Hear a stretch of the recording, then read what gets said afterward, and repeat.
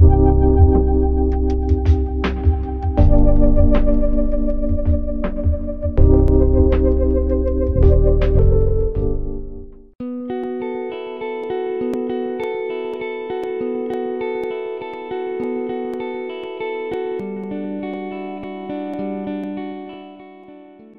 basically, I'm head of the department for hair transplant, and hair transplant is actually one of our most popular departments here because hair loss is very prominent in this region.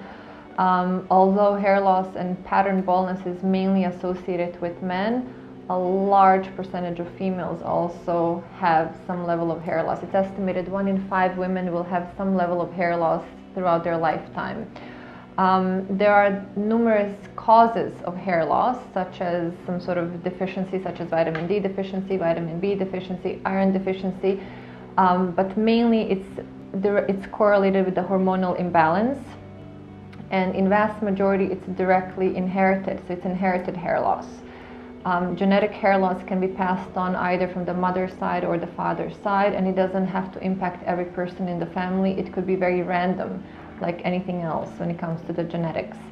And genetic hair loss, typically, the reason it's called pattern loss is because it mainly affects the top regions of the head. So the thinning can be very gradual over time, and it can be very rapid.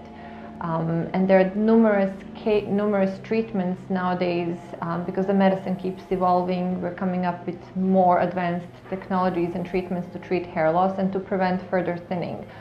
So we specialize in different kinds of treatments that we're customizing depending on the case. So we first start off with a blood test to pinpoint whether there are any sort of deficiencies. And if we find that there are no deficiencies and there's no problems, so for example the polycystic ovary, and if there's no thyroid problem, then we simply contribute that to the genetic hair loss.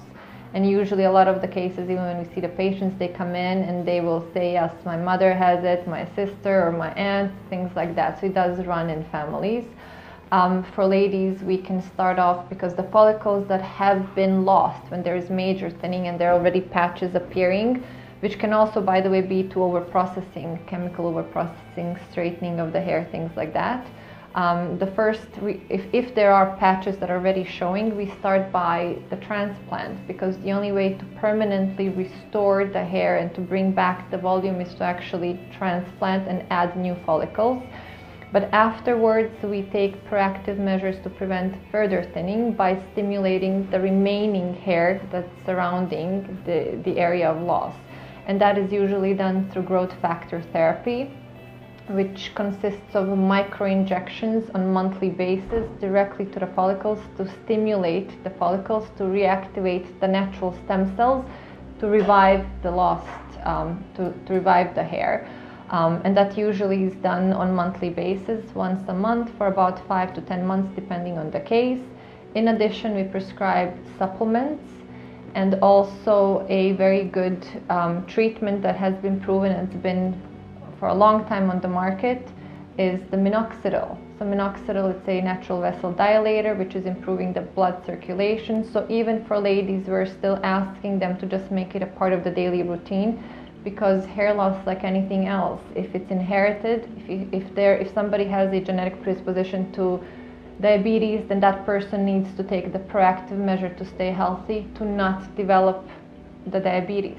So the same thing for hair loss. If it does run in the family, one should always be proactive. So in the first signs, it's always better to prevent rather than to treat. Hair transplant, basically, the simplest ways to put it is supply and demand. Naturally, the hair which grows from the hairline all the way to the crown, so it's the top 4 regions of the head, is the hair that's primarily affected by hair loss, because the follicles are genetically inferior to the hair which grows on the sides and the back. So the hair which grows on the sides and the back is classified as the donor dominant hair for 2 reasons. So the first primary reason is the follicles are genetically superior because they are resistant to any hormonal changes in the body. More specifically, the follicles are resistant to the dihydrotestosterone. Secondly, all of us have approximately 10 to 20% extra follicles right around the outer margins of the head compared to the top. And we can all feel it even when we're brushing the hair, when we're styling, the back tends to even grow a bit faster compared to the rest of the hair. So this is the genetically superior hair of which we have extra.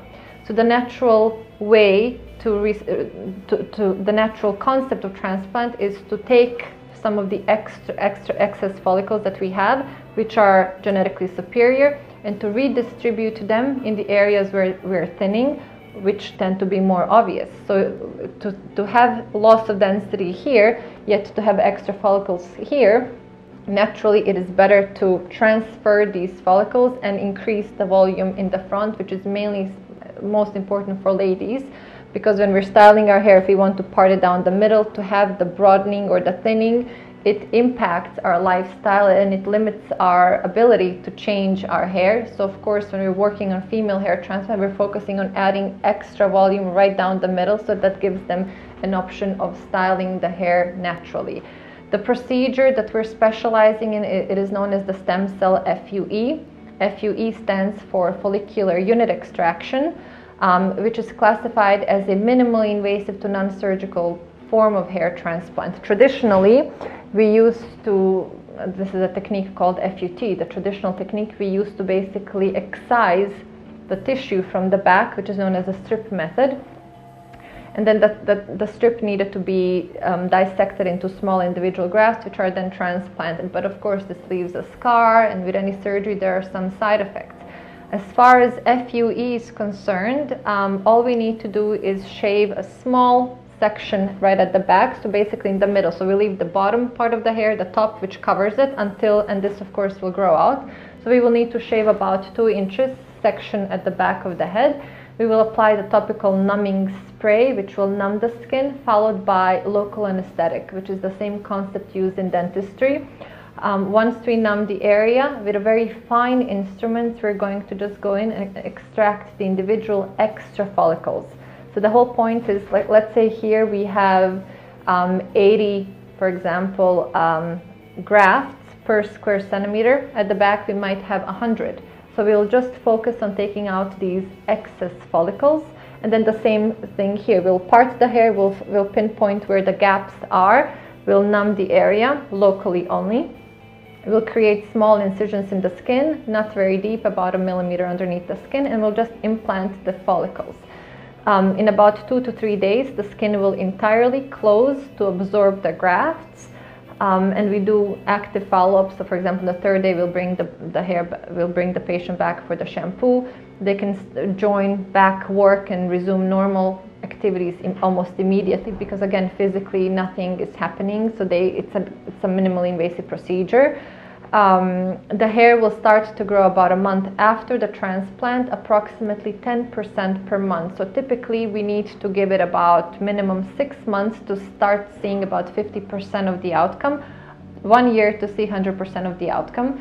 Transplanted hair can be treated naturally, it can be colored, it can be highlighted, and in most cases it is permanent. So the first month, the only restriction is, for example, one should not go swimming, because salt and chlorine are damaging to the follicles while in the initial healing stage. And one should not be directly exposed to the sun for more than, let's say, 15-20 minutes at a time. So typically the beach should be avoided for the first month. Everything else, normal activities, can be resumed after 1 month, including coloring, highlighting, everything else, blow drying, everything else. And because this hair is genetically superior, the patients will feel a lot more thickness compared to the other hair. But because we always believe in a dual approach, transplant is just the first step. So the first step is to fill in the hair that has been lost. Stage 2, we start bringing patients back about 2 months after the transplant on monthly treatment, which consists of growth factor injections, which are 1 millimeter deep injections, similar to mesotherapy, but a lot more powerful. So basically we will target all of the surrounding native hair to prevent further thinning. Because let's say if somebody has thinning right in the middle, which is typical for ladies, and let's say we do the transplant right here in the middle, that area will be, resolved by the transplant. But then if they have the genetic predisposition to hair loss, it means the rest of the hair the thinning will start to spread.